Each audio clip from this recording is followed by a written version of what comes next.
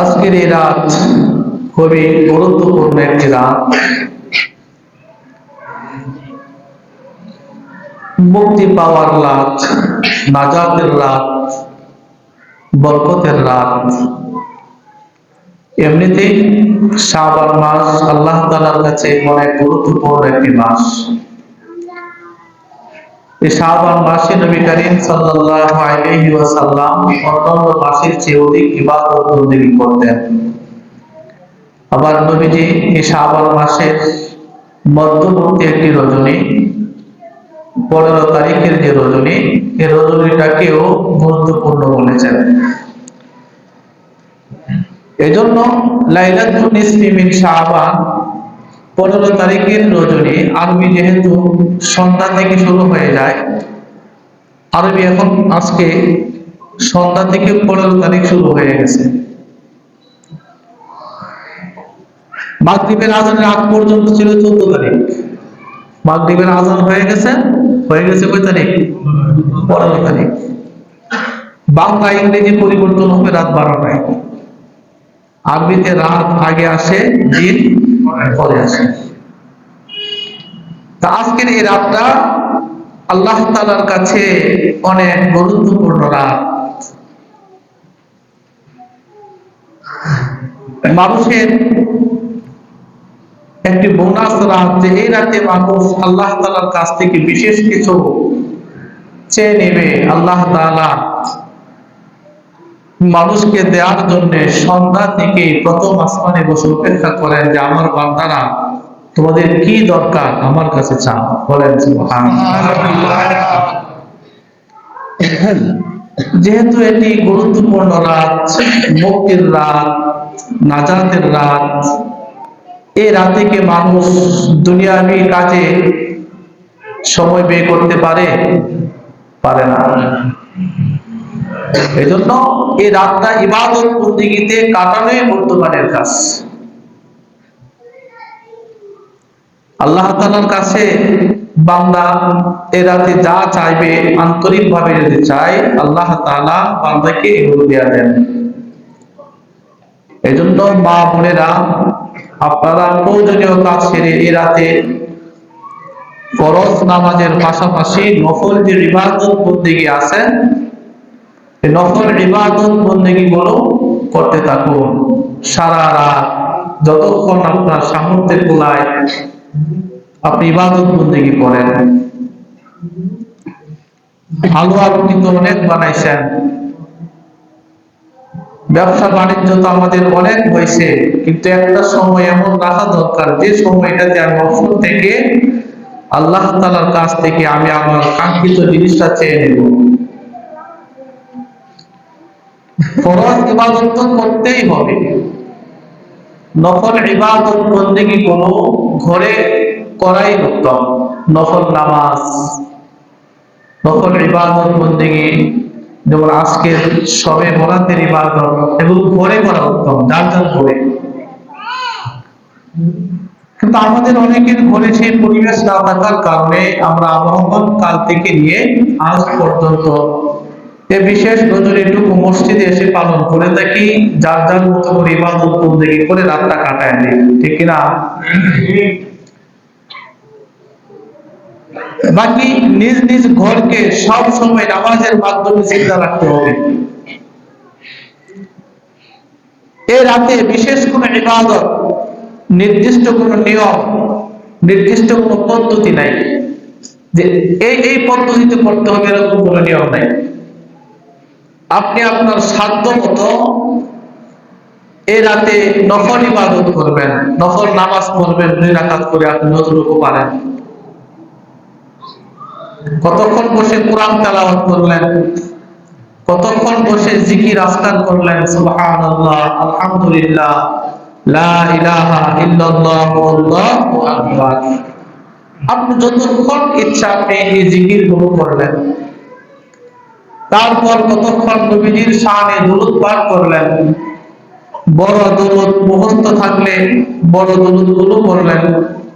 বড় দুরূদ যদি না পড়েন, সংক্ষিপ্ত যে দুরূদ আছে আমরা পড়ি, সাল্লাল্লাহু আলাইহি ওয়াসাল্লাম।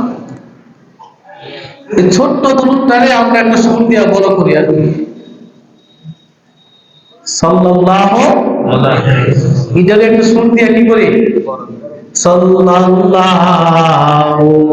আলা মুহাম্মাদ সাল্লাল্লাহু আলাইহি ওয়াসাল্লাম। একটু বড় হয়েছে না, সাল্লাল্লাহু আলাইহি ওয়াসাল্লাম, এটারে একটু সুর দিয়া, সুরটা দিলে একটু বড় হয়ে যাবে। কাজে সুর দিয়া পড়তে হবে এটা শর্ত না, টান বড় এটা টান দিয়া বড় লোকবো আমরা দূরে দিব না, এরকম কোন নিয়ম নাই। আপনি মুহাব্বতের সহিত আন্তরিক ভাবে নবীজির শানে দরুদ যখন ইচ্ছা তখনই পড়তে পারবেন। সুবহানাল্লাহ। নবীজি বলেন যে ব্যক্তি আমার উপরে একবার দরুদ পড়ে আল্লাহ তাআলা তার উপরে 10টি রহমত নাযিল করেন। সুবহানাল্লাহ। এজন্য দরুদ পড়ার নির্দিষ্ট কোনো নিয়ম নাই, দরুদ পড়ার নির্দিষ্ট কোনো নিয়ম নাই। আপনার ইচ্ছা হয়েছে এখন তখন বৈশা রয়েছেন, আজাইরা গান বাদ্য জবান দেওয়া বের না কইরা আপনি কতক্ষণ দরুদ পড়লেন সাল্লাল্লাহু আলাইহি ওয়াসাল্লাম সাল্লাল্লাহু আলাইহি ওয়াসাল্লাম, অথবা আল্লাহুম্মা সাল্লি ওয়া সাল্লিম ওয়া বারিক আলা নাবিয়িনা মুহাম্মদ, অথবা আল্লাহুম্মা সাল্লি আলা মুহাম্মদ, আল্লাহুম্মা ওইটা আপনি পড়লেন, আপনি আপনার মতো করে পড়বেন, আল্লাহ তাআলা আপনার উপর রহমত বর্ষণ করবেন। সুবহানাল্লাহ। শুয়ে রয়েছেন, শুয়ে শুয়ে আপনি দরুদ পড়বেন, শুয়ে শুয়ে দরুদ পড়বেন। দোকানে পয়সা দিয়েছেন, কাস্টমার নাই, দরুদ পড়বেন, আল্লাহ ব্যবসার মধ্যে বরকত দিবেন। সুবহানাল্লাহ। কিন্তু আমরা দরুদ তারা একটা নিয়মের ভিতরে আছি, জগা ভাষা দরুদ নিয়ে আসে না নাই, খারিয়া দরুদ না বললে মারামারি লেগে যাবে, আছে না? কিন্তু দরুদের নির্দিষ্ট কোন পদ্ধতি, আপনি দাঁড়ায় গেছেন ওটা পঞ্চাশে দরুদ পড়তে দরুদ বললেন, তো ওই যে বিশেষ পদ্ধতি যেগুলো সমাজে আছে এগুলো করলে বেশি সওয়াব হইব এমন কোন প্রমাণ হাদিসে নাই। বই সমাজে যতটুকু সওয়াব পাইবেন, দাঁড়ায় করলে ততটুকু সওয়াবই পাইবেন, শুয়ে শুয়ে পড়তেছেন ততটুকুই পাইবেন। সত্য হলো নবীজির প্রতি আন্তরিক মহাব্বত আর দরদ লাগবে, নবীজির প্রতি আন্তরিক মহাব্বত আর দরদ লাগবে। তো এই জিকির আজকার গুলো করলেন, নবীজির উপর দরুদ পড়লেন, এভাবে রাতটা আপনি কাটায় দিলেন। আবার একটু ঘুমে ধরছে, ঘুমায় গেলেন, আবার ঘুম থেকে সজাগ হয়েছেন, উযু করে আবার নামাজ পড়লেন, এইভাবেই রাতটা কাটায় দেবেন। এমন যেন না হয় যে নফল পড়তে পড়তে পড়তে পড়তে রাত 1টা 2টা 3টা বাজাইছি, পরে ঘুমায় গেছি, নামাজ পড়ছি না, তাহলে আমও যাইব সালাও যাইব। কথা ঠিক কিনা? হ্যাঁ। কারণ আপনি যদি সারা রাত আজকে নামাজ নফল নামাজ যদি সারা রাত আপনি নাও করেন, গুনাহ হবে না, কি হবে না? কিন্তু এশার নামাজটা যদি না পড়েন, ফজরের নামাজটা যদি না পড়েন, গুনাহ। কথাটা বুঝছেন? কিন্তু আমরা যেটা বেশি গুরুত্বপূর্ণ ওইটার দিকে আমরা গুরুত্ব দিই না, যেটার বেশি দাম নাই ওইটার নিয়ে দৌড়াদৌড়ি করি। তবে এই রাত বরকতপূর্ণ রাত, নাজাতের রাত, মুক্তির রাত, এতে কোনো সন্দেহ নাই, এতে কোনো কি নাই, সন্দেহ নাই। হযরত বড় পীর আব্দুল কাদের জিলানী নাম শুনছেন নি? বড় হিসাব করলে সবাই চিনেন। আব্দুল কাদের জিলানী রাহমাতুল্লাহি আলাইহি বলেন, এই লাইলাতুল বরাত, শবে বরাতের এই রাতে আল্লাহ তাআলা দুই ধরনের মুক্তি দেয়। কয় ধরনের? দুই ধরনের মুক্তি দেয়। কিভাবে? এই রাতে গুনাহগার যারা, দুর্ভাগা লোকেরা আল্লাহ তাআলার পক্ষ থেকে গুনাহ মাফ পায়। আর অনেক ইবাদত গুজার আল্লাহর বান্দা বান্দি এমন আছে যে হতাশায় ভুগে, যে আমি যে নামাজ পড়তেছি, আমি যে রোজা রাখতেছি, আমার নামাজটা কবুল হয় কিনা, আমার রোজাটা কবুল হয় কিনা বা হইতেছে কিনা, এরকম একটা দুশ্চিন্তার মধ্যে থাকে। থাকে কি থাকে না? থাকে। আব্দুল কাদের জিলানী রাহমাতুল্লাহ আলাইহি বলেন, এই রাতে আল্লাহ তাআলা ওই নেককার বান্দাদের হতাশাগুলো দূর কইরা তার অন্তরে আত্মবিশ্বাস জন্মায় দেয় যে তোমার ইবাদত আল্লাহর দরবারে কবুল হইতেছে। নেককারদের অবস্থাতে এমন হয়, আমার দোয়াটা আল্লাহর দরবারে কবুল হইতেছে কিনা, ইবাদত কবুল হচ্ছে কিনা। আব্দুল কাদের জিলানী বলে দিলেন, এই রাত আসলে মনে করবা তোমার চিন্তাটা ইবাদত যা করতেছে আল্লাহ তা কবুল করতেছে। সুবহানাল্লাহ। বড় পীর আব্দুল কাদের জিলানী রাহমাতুল্লাহি আলাইহি বলেন, আল্লাহ রাব্বুল আলামিন পৃথিবীর মানুষের জন্য দুইটা দিনকে ঈদ সাব্যস্ত করেছেন। কয়টা ঈদ? দুইটা ঈদকে আল্লাহ তাআলা দুনিয়ার মানুষের জন্য সাব্যস্ত করেছেন। একটা ঈদ হলো ঈদুল ফিতর, আর একটা ঈদ হলো ঈদুল আযহা। ঠিক কিনা বলে? ঈদের নামাজ বা ঈদুল ফিতর আর ঈদুল আযহা রাতে না দিনে? সন্দেহ আছে নাকি? আসতে গন্ধে এই এখনই ঘুমে গেলে যাইব, সারা রাত তো লইছে। আব্দুল কাদের জিলানী বলতেছেন, আল্লাহ তাআলা দুনিয়ার মানুষদেরকে ঈদ দিয়েছে কয়টা? দুইটা। রমজানের কথা কোন ঘুম যাইব না। একটা হলো ঈদুল ফিতর আর একটা ঈদুল আযহা। এই ঈদগুলো হয় দিনে। কখন হয়? এগুলো কাকে দিছেন? মানুষকে দিছেন। এই দুইটা ঈদ আল্লাহ মানুষকে দিছেন কোন বেলায়? দিনের বেলায়। কেন? তো মানুষেরা রাতের বেলা ঘুমায়, দিনের বেলা ঘুমের জন্য আল্লাহ তাদেরকে দেয় নাই। রাতটা তাদেরকে ঘুমের জন্য দিছে। আল্লাহ মানুষদেরকে দিনের বেলা দুইটা ঈদ দিছে। আর আসমানবাসী ফেরেশতা যারা আছে এদেরকেও আল্লাহ দুইটা ঈদ দিয়েছেন। বলেন সুবহানাল্লাহ। কয়টা ঈদ দিছে? কাকে কাকে? আমাদেরকে দুইটা, আর দুইটা ঈদ দিছে ফেরেশতাদেরকে। কয়টা? চারটা ঈদ হয়ে গেছে। দুইটা আমাদের আর দুইটা ফেরেশতাদের। তবে আমাদের মানুষের ঈদ দিনের বেলা, ঈদুল ফিতর, ঈদুল আযহা, আর ফেরেশতাদের ঈদ রাতের বেলা। একটা হলো শবে বরাত আর একটা হলো শবে কদর। বলেন না সুবহানাল্লাহ। একটা শবে বরাত আর একটা কি? শবে কদর। আব্দুল কাদের জিলানী রাহমাতুল্লাহি আলাইহি বলছেন, বড় হিসাবে বলছেন, উনি গবেষণায় দেখছেন ঈদ আনন্দের একটা সময়। ঈদুল ফিতর, ঈদুল আযহায় আল্লাহ মানুষের গুনাহ মাফ করেন, গুনাহমুক্ত জীবন নিয়ে বান্দা ঈদের মাঠ থেকে বাড়িতে যায়। এই জন্য মানুষের জন্য ঈদের দিন খুশির দিন। আর ঈদুল আর শবে কদর আর শবে বরাতে আল্লাহ তাআলা ফেরেশতাদের গুনাহ মাফ, ফেরেশতারা মানুষের গুনাহ যে আল্লাহ মাফ করতেছেন, ফেরেশতারা এগুলো লক্ষ্য করে ফেরেশতাও আনন্দিত হয়। কারণ ফেরেশতাদের রাতে ঈদের জন্য দেওয়া হয়েছে, দিনের বেলাও ঘুমায় না, রাতের বেলাও ঘুমায় না।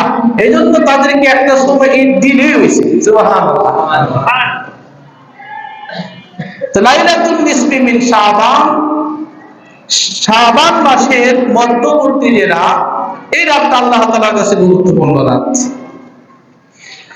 সালফে সালেহিন, সাহাবায়ে কেরাম, নবী আলাইহিস সালাম থেকে নিয়া সাহাবী, তাবিঈন, তাবিঈন, আইমে মুজতাহিদিন, সালফে সালাফ যারা আছে সবাই এই রাতে গুরুত্ব দিয়েছেন। এই রাতটা আসলে নীরবে নিভৃতে ওনারা ইবাদত বন্দেগী করতেন, আল্লাহ তাআলার সান্নিধ্য লাভ করতেন। সুবহানাল্লাহ বলেন না? এই রাতের ফজিলত কি? এই রাতের ফজিলত সম্পর্কে হাদিসে পাকে এসেছে, আল্লাহর নবীর সাহাবী হযরত আবু মুসা আশআরী রাদিয়াল্লাহু তাআলা বলেন, নবী করিম সাল্লাল্লাহু আলাইহি ওয়াসাল্লাম ইরশাদ করেছেন, ইন্নাল্লাহা লা ইয়াত্তালিউ ফি লাইলাতিন নিসফি মিন শাবান ফায়াগফিরু লিজামি'i খালকিহি ইল্লা লিমুশরিকিন আও মুসাহির। শাবান মাসের 14 তারিখের রাতে আল্লাহ তাআলা তার বান্দাদের প্রতি বিশেষভাবে, আল্লাহর সৃষ্টির প্রতি বিশেষভাবে নজর দেন। কিভাবে দেন? নজর দেন। আমরা তো দুনিয়াতে অনেক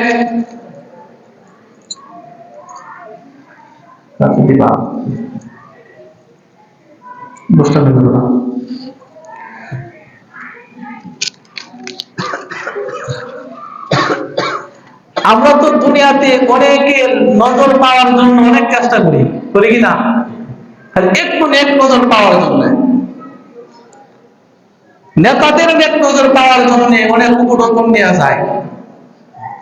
যারা চাকরি ইন্টারভিউ দিচ্ছে এরাও নেতাদের একটা সাইন নেওয়ার জন্য, সত্যায়ন পাওয়ার জন্য, সিল নেওয়ার জন্য তাদের নেক নজর আশা করে কিনা?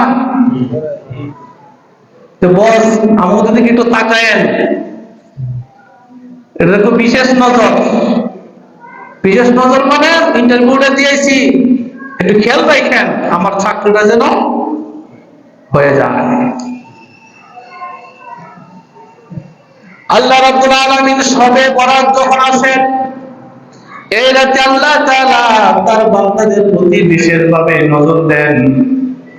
নজর দিয়ে দিয়ে আল্লাহ রাব্বুল আলামিন বান্দাদেরকে ডাক দিয়ে বলেন, বান্দারা আমার কাছে চাও, তোমরা যা চাইবে আমি আল্লাহ তোমাদেরকে তা দিয়ে দেব। সুবহানাল্লাহ। কিন্তু আমরা চাইতে পারি না।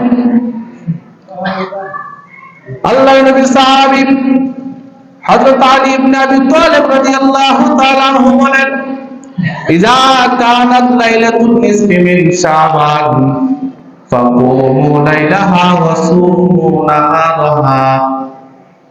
হযরত আলী রাদিয়াল্লাহু তাআলা আনহু থেকে বর্ণিত হাদিস, তিনি বলেন আল্লাহর নবী ইরশাদ করেছেন, যখন লাইলাতুন নিসফি মিন শাবান, শাবান মাসের মধ্যবর্তী রজনী চলে আসে, আল্লাহ রাসূল বলছেন ফাকুমু লাইলাহা ওয়া সুমু নাহারাহা, রাতের বেলা ইবাদত বন্দেগী করো আর এর পরের দিন তোমরা রোজা রাখো।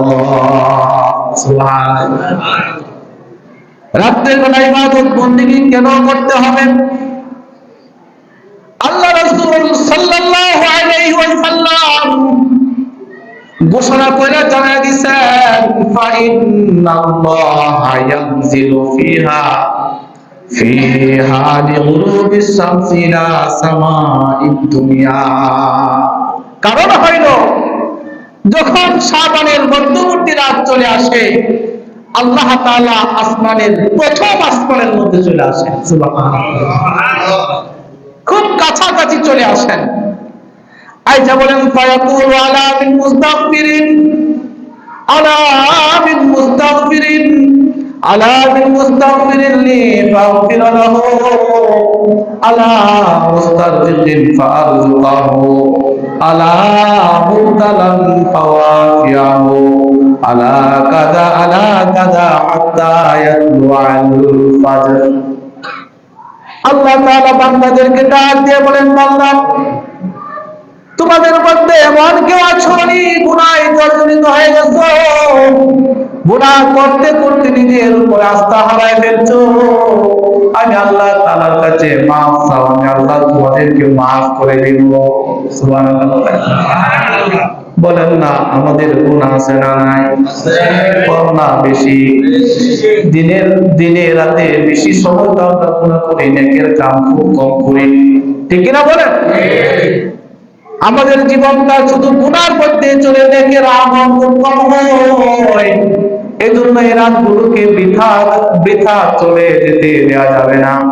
আল্লাহ তাআলা এই রাতে ডাকে বলেন, বান্দারে তোমরা কি আছো? আমি আল্লাহর কাছে ক্ষমা চাও। যারা বিভিন্ন গুনার কারণে গুনাহে জর্জরিত হয়ে গেছো, নিজেদের উপর আস্থা হারাইছো, আমার গুনাহ মাফ হবে কিনা এই রাতটা তোমাদেরকে দিয়ে দিলাম, আমার কাছে মাফ চাও, আমি আল্লাহ তোমাদেরকে মাফ করে দেব।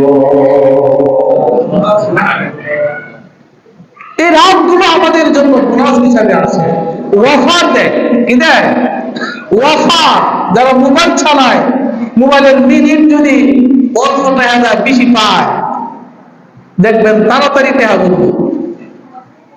সময় মাত্র 24 ঘন্টা, আমরা তো টাকা না বললে এই অফার দেয় বোকা। এমন অফার আছে না নাই? আর যদি মিনিট ছাড়া যদি জিবি পাই, এমবি, তাহলে তো আরো বেশি। মিনিটের চেয়ে মানুষ এখন এমবি বলার পিছনে বেশি সময় ব্যয় করে, বেশি খুশি হয়। দুনিয়ার বেলায় যদি মানুষের এত কিছু বুঝতে পারে, আল্লাহ তাআলা বান্দাকে মাঝে মধ্যে বোনাস কিছু সময় দেন, কিছু টাইম দেন। এই সময়ে বান্দা যদি কাজে লাগাইতে পারে, বান্দা নিজের জীবনের গুনাহ মাফ করাইয়া আল্লাহর সাথী বান্দা হয়ে যেতে পারে, ঠিক কিনা? সময়টারে কাজে লাগাইতে হইব। সময়টারে কি করতে হবে? কথা হয় না, কি করতে হবে? কাজে লাগাইতে হইব। সময়ের গুরুত্ব দিতে হবে। আজকে দেখলাম আমাদের কিশোরগঞ্জের এক সাবেক এমপি, কিশোরগঞ্জ সদরের সাবেক এমপি মাসুদ হেলালি সাহেব, উনি একটা রাজনৈতিক দলের সাথে সম্পৃক্ত, দল করে এমপি। উনি আবার আফসোস করে বলতেছেন, জীবনের 50টা বছর আমি আমার দলের জন্য এত পরিশ্রম করছি, এত সময় ব্যয় করছি, এত মেহনত করছি। এই মেহনতটা যদি আমি আল্লাহর ইবাদতে দিতাম, আমি আল্লাহর ওলি হয়ে যাইতাম। সুবহানাল্লাহ কইতেন না? উনিরা কিন্তু অন্যভাবে বলছেন, মনে হয় দল থেকে কোনো অভিমান বা অবজ্ঞা বা অবমূল্যায়ন হয়েছে। কিন্তু উনি কি বলতেছেন, দলের প্রতি আমি যে পরিমাণ সময় ব্যয় করছি, যে পরিমাণ আমি টাকা পয়সা খরচ করছি, এই সময়টা যদি আমি আল্লাহর রাস্তায় ইবাদত বন্দেগীতে যদি আমি কাটাইতাম, তা আমি কি হয়ে যেতাম? এ মানুষের কাছ থেকে আবার ইয়া নিতেছে, বাবা কি হইতাম? তো আল্লাহর ওলি হইতাম। কথা ঠিক না বেঠিক? মানুষ দুনিয়ার প্রতি যে পরিমাণ মেহনত করে, দিনের প্রতি, আখিরাতের প্রতি যদি মানুষ দুনিয়ার 100 ভাগের 10 ভাগ মেহনত করতো, তাহলে সবাই আল্লাহর ওলি হয়ে যেত। কথা ঠিক না বেঠিক? সবাই আল্লাহর ওলি হইত। কিন্তু আমরা দুনিয়ার প্রতি মেহনত করি বেশি, আখিরাতের প্রতি আমরা উদাসীন, দিনের বেলায় উদাসীন, আল্লাহর হুকুম পালনের ক্ষেত্রে আমরা উদাসীন। গুনাহ হইছে, গুনাহরে আমরা গুনাহই মনে করি না। গুনাহটাকে কি মনে হয় না? গুনাহই মনে হয় না। গুনাহ করতে করতে করতে করতে গুনাহর মজা অন্তরে এমন ভাবে ঢুকছে, গুনাহ একদম ইজি হয়ে গেছে। এজন্য তওবা করার মন চায় না। তওবা করার কি চাই না? মন চায় না। এজন্য আল্লাহ তাআলা কিছু সময় দেন, যে বহুত তো হয়েছে, আর কত সময় একটা দিয়ে দিলাম, কি সময়টারে কাজে লাগাও। ওই কাজে লাগানোর মধ্যে একটা সময় হলো লাইলাতুল বারাত, সবে বলা। বলেন সুবহানাল্লাহ। আল্লাহ রাসূল ডাক দিয়ে বলেন, আল্লাহ তাআলা প্রথম আসমান আয়েশা ডাক দিয়ে বলেন, আলা মিন মুস্তাগফিরলি ফাগফির লাহু। হ্যাঁ দুনিয়ার বান্দা, তোমাদের মধ্যে এমন কে আছো গুনাহে জর্জরিত হয়ে গেছো, আচলে কোনো ক্ষমা প্রার্থী, গুনাহ মাফ চাইতে, আমি আল্লাহ তাআলার কাছে ক্ষমা চাও, আমি আল্লাহ তাআলা তোমাদেরকে মাফ করে দেব। তারপর আল্লাহ রাসূল বলেন, আল্লাহ তাআলা ডাকতেন, আলা মুস্তাগফিরুন ফারদুহু। তোমাদের মধ্যে এমন কে আছে যে তারা রিজিকের অভাবের মধ্যে আছে, ঠিক মতো রিজিক পায় না, খাবার পায় না, ঠিক মতো তারা পরিবারের বছর ভরণ পোষণ দিতে পারে না, ঠিক মতো তারা চলাফেরা করতে পারে না, তারা সব সমস্যার মধ্যে জড়িত থাকে। এমন কে আছে? আমার কাছে বলো, আমার কাছে রিজিক চাও, আমি আল্লাহ তাআলা তোমাদেরকে রিজিকের ব্যবস্থা করে দেব। রিজিকের জন্য মানুষেরা ওই যে সকালবেলা ঘুম থেকে উঠে রিজিকের তালাশে বের হয়ে যায়, সারাদিন হাড় ভাঙা পরিশ্রম করে মাথার ঘাম পায়ে ফালাইয়া ঘরের মধ্যে আসে, এরপর দেখে তার হয় না, ঠিক কিনা বলেন? প্রতিদিন 1,000 2,000 করে ইনকাম, এর হলো নাই নাই নাই, অভাব থাইকাই থাকে, অভাব অভাব তার জীবন থেকে আর যায় না। একটু মুক্ত করছে তবু না, বের নাই। কিন্তু আল্লাহ তাআলা তারে দিয়ে দৈনিক হাজার হাজার টাকা ইনকাম করে দিয়েছে, তার নাই। আল্লাহ তাআলা বলেন, আমার কাছে চাও, রিজিক তোমার কত দরকার আমার কাছে চাও, আমি আল্লাহ তোমার রিজিকের ব্যবস্থা করে দেব। সুবহানাল্লাহ। তারপর আল্লাহ তাআলা বলেন, আলা মুবতালাম ফাওয়াফিহু, তোমাদের মধ্যে এমন কে আছো বিপদগ্রস্ত, হতাশাগ্রস্ত, তোমাদের মধ্যে এমন কে আছো বাবা আপগ্রস্ত, খালি বিপদ নাই গাইতা, একটার পর একটা বিপদ। সন্তানটা অসুখ হয়ে গেছে, এক সন্তানের চিকিৎসা করতে না করতে আবার আরেক সন্তানের অসুখ হয় কিনা এরকম। আবার বাবা অসুস্থ হয়ে গেছে, বাবার চিকিৎসা করতে করতে মা অসুস্থ হয়ে গেছে, একটার পরে একটা বিপদ। একটা বিপদ থেকে উদ্ধার হয়েছে, আবার আরেকটা বিপদ চলে আসছে, এভাবে একটার উপরে একটা বিপদের সম্মুখীন যারা হয়েছে, আমি আল্লাহ তাআলার কাছে বলো, আমি আল্লাহ তাআলা তোমাদেরকে বিপদ মুক্ত করে দেব। সুবহানাল্লাহ। গত কিছুদিন আগে আমার এক ফুফাতো ভাই, উনি সাবেক চেয়ারম্যান এবং ভালো একজন গ্রাম্য সালিসার ছিলেন। এক সময় গ্রামে সারা দেশব্যাপী একটা সিস্টেম ছিল, গ্রাম সরকার সিস্টেম। আসেননি এরকম? আগে ছিল না? ওনারা সবাই গ্রাম সরকার হিসেবে চিনে, আমরাও তাদের গ্রাম সরকার হিসেবে চিনি এবং ডাকি গ্রাম সরকার ভাই। চেয়ারম্যানের চেয়েও গ্রাম সরকারটা তার পরিচিতি পাওয়া গেছে এবং আশেপাশের কয়েকটা গ্রামে তার এমন সুনাম, তার জন্য আগের সময় সে যে ডেটটা দিত ওই ডেটেই বিচার আচার দিত, গ্রাম্য সালিসি, এমন ভালো একজন সালিসের ছিলেন। উনি কিছুদিন আগে স্ট্রোক কইরা হাসপাতাল ভর্তি। উনি পরিবারের বড়। উনি যখন হাসপাতালে স্ট্রোক কইরা ওনাকে লাইফ সাপোর্টে রাখা হয়েছে, ওনার আরেক ভাই তার ওপেন হার্ট সার্জারির অবস্থা, তার আরেক হাসপাতালে তারে ভর্তি করাইছে, তার ওপেন হার্ট সার্জারি হবে, পুরা বডি তার করা হবে, ভিতরে কাইটটা ঠিক পুরাটাই তার রিফারিং করবো।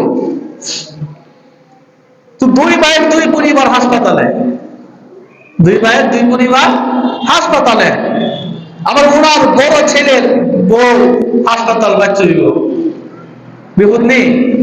হ্যাঁ, ওনার মেজু ছেলের ঘরের নাতি, তাদের কি সমস্যা হয়েছে, সে আর হাসপাতাল, চার হাসপাতালে ভর্তি। দেখি বিপদ না? একটার পর একটা বিপদ। এমন বিপদ যদি একটা পরিবারে থাকে, মানুষের মন মস্তিষ্ক সব কিছু অতীত হয়ে যায়, কি করবে কি করবে না তার ব্রেনে আর কাজ করে না। বাবার পাশে থাকবো না তার বাচ্চা হইতেছে কোন ওইখানে থাকবো না আর এখানে থাকবো, কই থাকবো, এই চিন্তায় পেরেশান হয়ে যায়। আল্লাহ বলেন, আলা মুবতালান ফাওয়াফিহু, এখন বিপদগ্রস্ত কে আছো আমার কাছে চাও, আমি আল্লাহ তাআলা তোমাদের এই বিপদগুলোকে দূর করে দেব। সুবহানাল্লাহ। কিন্তু আমাদের অভ্যাস, বিপদ আসলেই সমস্যা হলেই আমরা আল্লাহর কাছে কই না, আল্লাহর কাছে না কই আগে তোর পারে তানাত মামলা মুকদ্দমানি কইরালাম যা কোনো রকমে। আমাদের অভ্যাস, আল্লাহর কাছে বিপদ মুক্তির ফয়সালা আছে, আমরা অসৎ উপায় অবলম্বন করি, এই জন্য বিপদ আর ছাড়ে না, একটার পরে একটা বিপদ থাকতেই থাকে। ঠিক কিনা বলে? এই রাষ্ট্রটা আসে মানুষদেরকে এই সমস্ত বিপদ থেকে উদ্ধার করার জন্য। আল্লাহ তাআলা যেন আমাদের সবার বিপদ দূর করে দেন, সবাই বলে আমিন। আমাদের আয়েশা সিদ্দিকা রাদিয়াল্লাহু তাআলা বলেন, একদিন এশার নামাজের পরে আল্লাহর নবী আমার ঘরে আসলেন।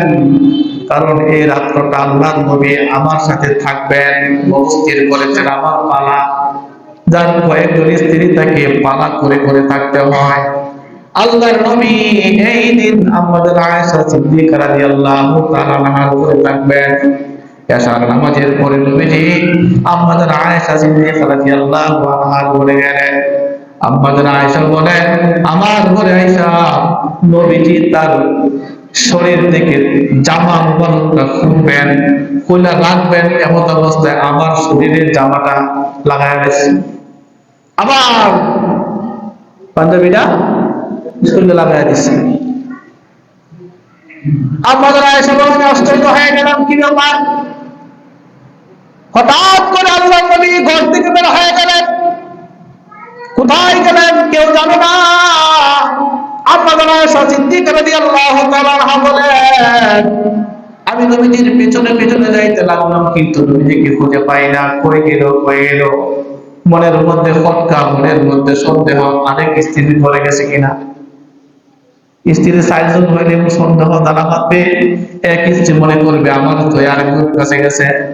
আমাদের আয়েশা বলেন, আমার মনের মধ্যে এখন সন্দেহ উদ্রেক হইল, না জানি আমার প্রাণ প্রিয় স্বামী মুহাম্মদুর রাসূলুল্লাহ আজকে আমার এই রাতে আমার আয়ত্তে থাকবে, আমার রাতে আমল করে নাই, তাই অন্য স্ত্রী বলে চলে গেছেন কিনা।